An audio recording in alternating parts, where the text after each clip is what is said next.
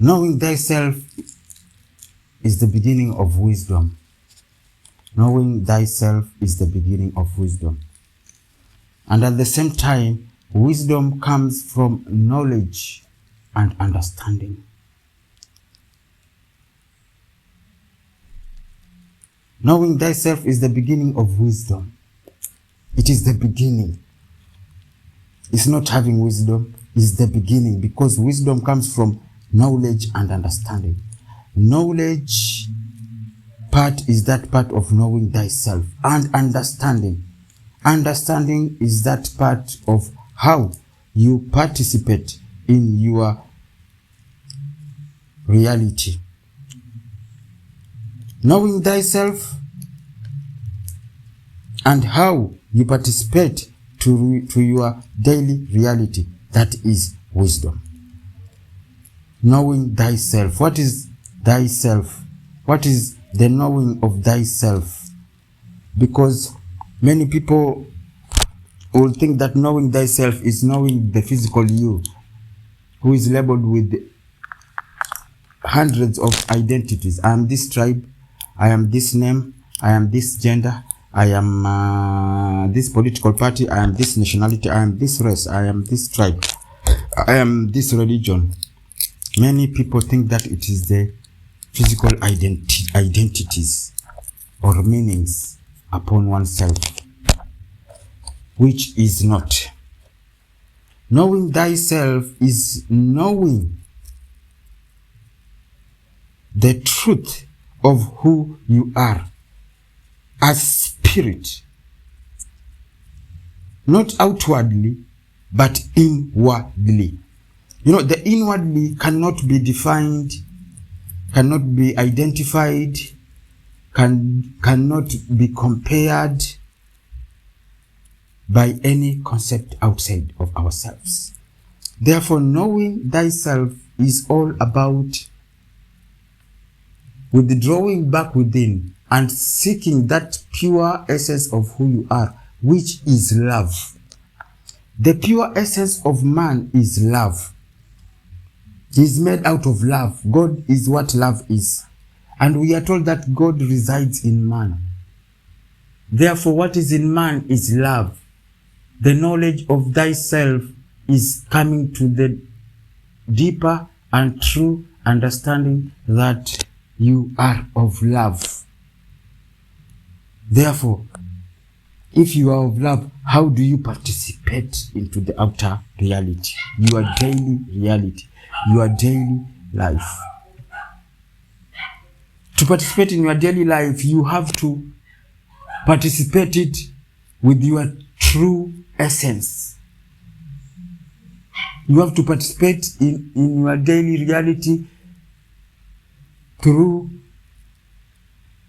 the inner self, which is love, to participate in love, in everything, not to be biased. Actually, the Islamic scripture, Quran, says that knowing thyself is knowing God. Knowing thyself, who you are, actually we have to know that everything in this creation, all people, all humanity here, and everything else is expression of the divine, expression of God. Every other human is expressing God as that. Everything you do, anything you do, either good or evil, you have to know that you are expressing the source. The source is not biased. God says he doeth them all. He forms the light and creates darkness. Therefore, he is not biased. When your daily expressions of good and evil, you are expressing God. Therefore, knowing who you are, knowing that you are an expression of God, expressing God, what is that which you are expressing? That is what the knowledge of thyself is.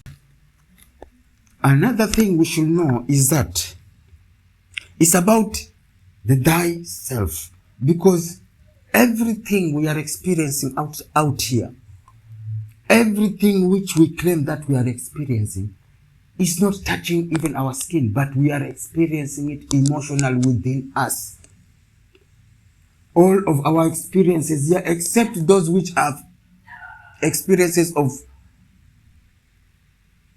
bodily, physical harm, are the ones which are touching you. But all other experiences, sadness, anger, jealousy, resentment, fear, joy, happiness, all of them which we feel through because of all things outside here or circumstances, we are experiencing them emotionally within us, like nothing is happening outside of here. Here, the meanings we give outside here to things and situations are the ones which are triggering our within. Then we experience that emotion. We are not experiencing any circumstance out here. No circumstance. If you are experiencing financial problem, it is not cutting your skin, it is not piercing your skin. Therefore, it is not near you. You are experiencing it within yourself. Knowing thyself is to know what state of balance are you emotionally, because everything here is experienced emotionally. There is no way of experiencing anything outside here. Everything is experienced emotionally from within.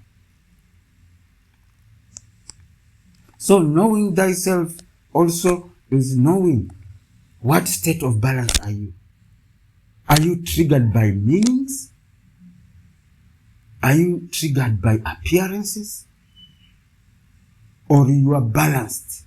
You are in awareness and observation, just participating with love, knowing that all what exists outside here is of God, by God, and God by themselves. Self-realization is essential before God realization. This thing we have to know. What is self-realization, therefore? Going beyond the realm of mind and physicality, trying to bring the mind to the eye center and to its own destination, so that the soul can get released from the clutches of mind, separating the soul from the mind. That is self-realization. That is knowing thyself. The soul has forgotten its home and its identity after taking the association of the mind. Mind too does not know itself.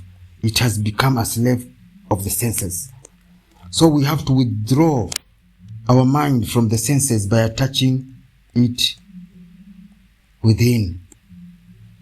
And then, with the help of the within, mind becomes pure and comes back to its own source. Then the soul automatically gets released from the clutches of mind.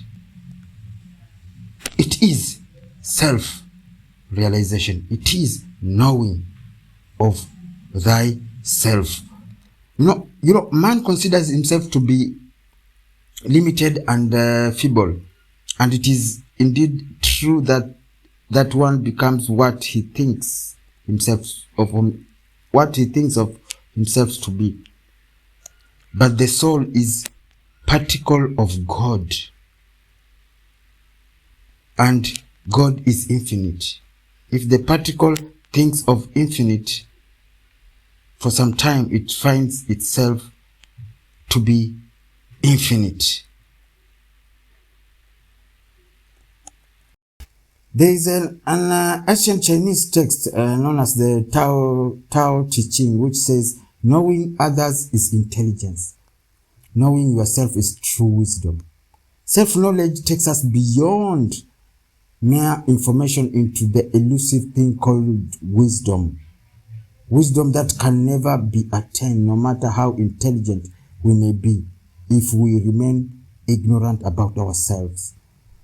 Even Jesus once said, he touched on the similar theme when he said, why do you seek the speck of your neighbor's eye, but you do not notice the log in your own eye? In other words, by only becoming aware of and dealing with your own shortcomings, where one will be able to see clearly enough to be helpful to others. When we become aware of the log in our own eye, we won't make a mistake of going around to fix other people. Rather, we will relate to them with the compassion that comes from having faced our own struggles honestly. The compassion without which healing can never happen. The knowing of ourselves, of knowing of thyself, also opens the door to one's freedom, where when we are ignorant of belief systems, assumptions, and behavioral patterns that are operating within us, we remain in captive to them, unable to make wise decisions of ourselves, unable even to overcome the self-limitation that may have been instilled in us, unable to recognize when we are being manipulated by those who may consciously or unconsciously seek to activate our fear and prejudice to their own purposes. The more we come to know ourselves, the more we will be able to invite healing and transformation in our lives, to embody compassion, to face our challenges as opportunities for growth, and to experience life as a meaningful adventure. Therefore, how do we come to know ourselves, or how do you come to know thyself? Knowing of thyself is helpful and fine, but the obvious question is, how do we do it? How do we cultivate the self-knowledge? There are many ways, as there are people, and in the end, what I think, each one of us has to discover and develop what works best for themselves. The first thing one way of us coming to the knowledge of thyself is through devotion, prayers, and meditation. Number one, prayers, devotions, and meditation, communion. It helps foster the ability to notice your thoughts and feelings without getting caught up to them. Another thing, second, is to employ, another practice is to employ or to work with your dreams. Your dreams never fail to give you ample insights about yourself. Dreams. Many people think that they dream about other people. No one dreams about another person. And yes, someone else could be participating with you in your dream. But what you have to know is that they are participating with you, but they are not in the dream. That's why when you tell someone that yesterday you dreamt about them, they will tell you they don't know until you tell them what you dreamt, what you are doing with them in the dream. And they were not in the dream. So your dream is always about you. All dreams are all about yourself, about who you are.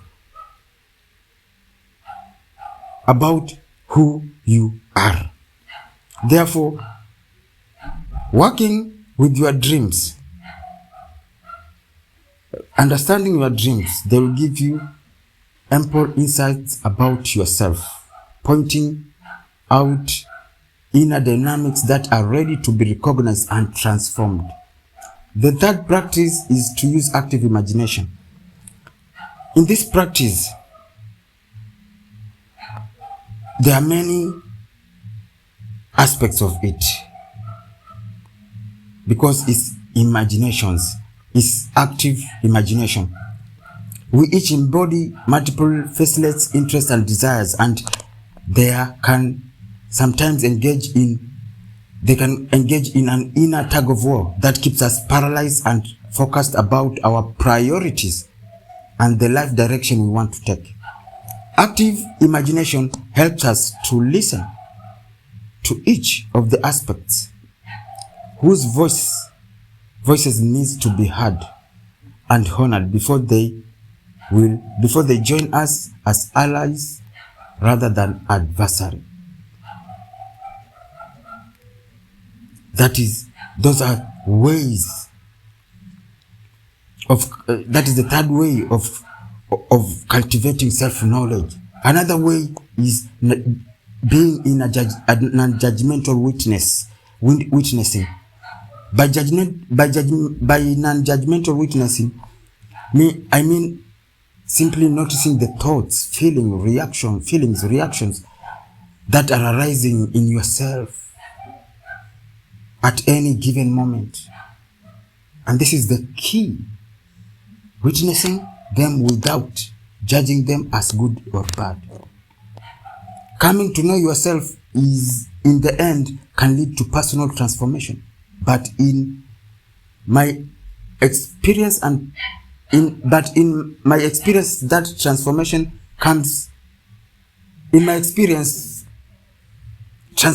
comes through acceptance and love, not through self-condemnation and strife.